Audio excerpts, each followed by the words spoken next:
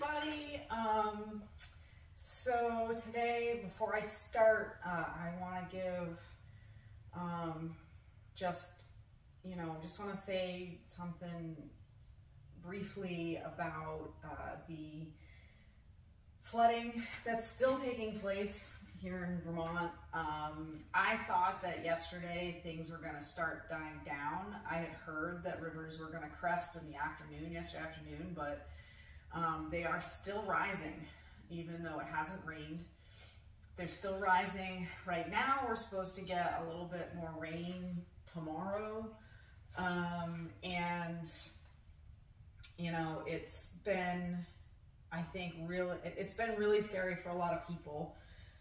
Fortunately, where we are situated, things are fine, but there are a lot of people that have been evacuated. There are a lot of businesses that have been destroyed, that were like just barely digging out from under the pandemic and just getting their feet under them again. And now this has happened, and it's been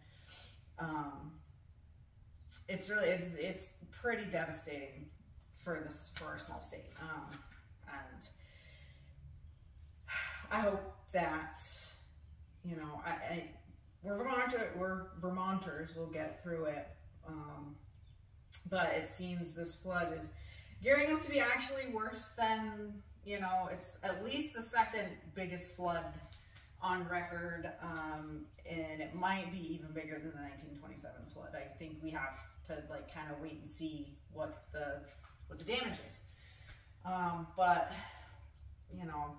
my heart goes out to everyone that's dealing with the floodwaters right now. But anyway, moving on from that, today I would like to talk about a couple of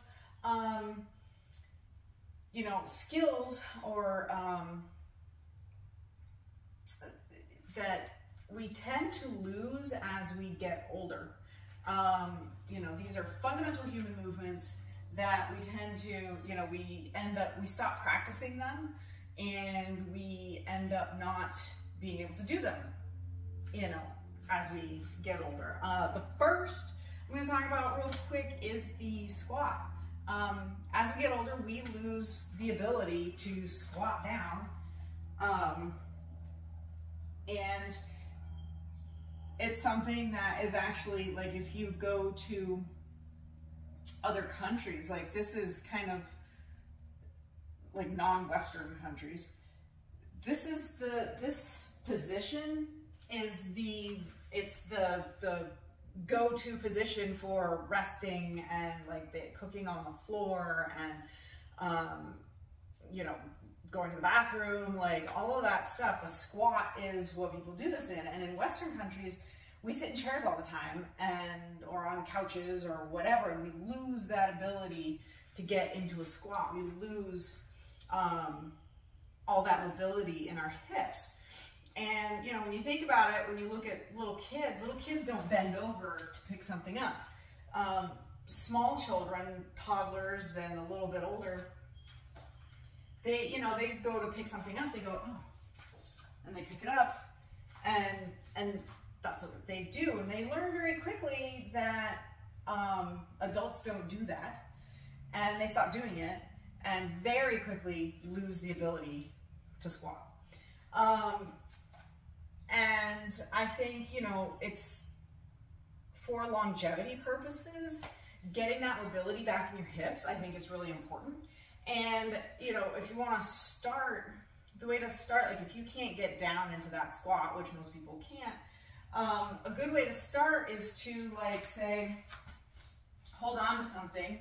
I have my squat rack here, but you can hold on to a, back of a chair or whatever, anything stable enough to hold you, and just start by getting down and seeing how far you can go, and then just holding that position for a while. And each time you do it, practice it 2 or 3 times a day, and each time you do it, try to go down a little bit lower and hold that for a little bit longer. And you'll find that eventually, you should be able to get down into a deeper squat. And, working on Ankle mobility also helps. So doing like combat stretches, stretching out those ankles, stretching out the calf muscles to be able to get into that position to allow your knees to go over your toes, is also really important in getting down into that deeper squat position. The other thing that that people tend to lose as they get older is being able to reach overhead. And you know, it's one of those things that like you tend to not have to do that much, and you lose that range of motion in your arms. And there are lots of mobility exercises that you can do to get that range of motion back in your arms. You can, if you stand against the wall, you can do wall circles, trying to, you know, and if you need to come out farther to start, and as you do them, as you continue to do them, get a little bit closer to the wall, a little bit closer to the wall. There's an exercise called handcuffs with rotation, where you can, this is one I learned from Mind Pump, and you can, excuse me, Caesar, I need to lay down. You can do this in like a, you know, kneeling position. You can do it in a standing position. I prefer to do it on the floor. So what you do is you get down onto your belly. Excuse me, Caesar. So needy today. You start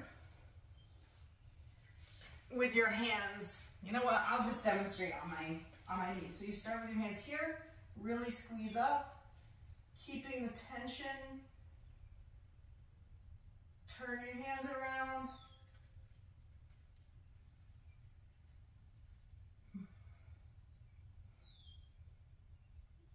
So it's that motion, and those motions, like having your hands here, bringing them down, arms out, turning the hands around, bring them all the way up, and then touching the shoulders, puts your shoulders through the entire range of motion that, all the motions that they can do. And that's a great exercise for keeping up your shoulder mobility.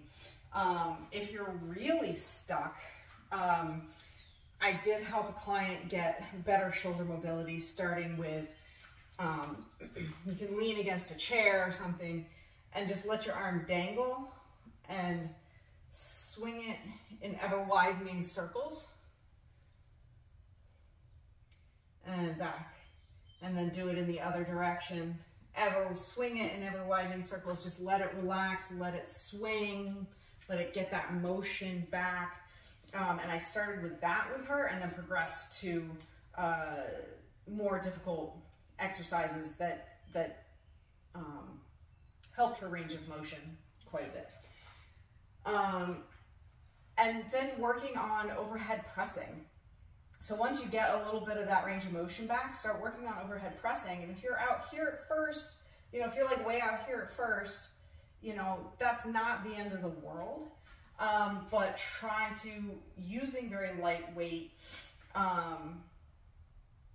you know, just practicing getting to that all the way over, you know, arms straight up position. So anyway, I hope that this, you know, helped. It's a quick overview on how to, you know, get some of this range of motion back, and for longevity purposes, it's really important. So if you enjoyed this video, if it helped you, please hit the like button, share it, and subscribe. And I will see you all tomorrow with a new video. Bye.